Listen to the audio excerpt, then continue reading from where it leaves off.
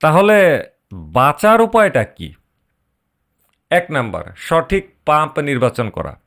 সবসময় নামকরা এবং বিশ্বস্ত পেট্রোল পাম্প থেকে ফুয়েল নিন।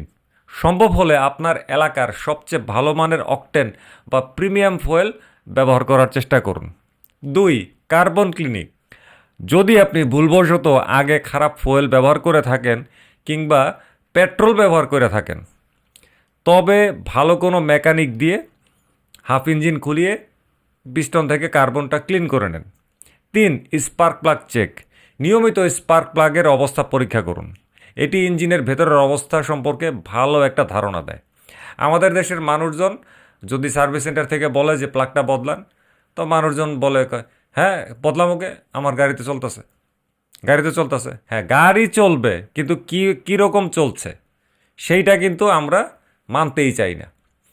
আমাদের দেশের তেলের যা স্ট্যান্ডার্ড সে অনুযায়ী আসলে 5-7 বা সর্বোচ্চ গেলে 10,000 কিলোমিটারের বেশি স্পার্ক প্লাগ চালানো একেবারেই ঠিক না, ফালাই দিতে হবে ডাইরেক্ট। আর এই হিরো এক্সট্রিম 125 আর মোটরসাইকেলের এই ফুয়েল ট্যাঙ্কের মধ্যে কিন্তু সুন্দরভাবে লেখা আছে অকটেন ইউজ অনলি।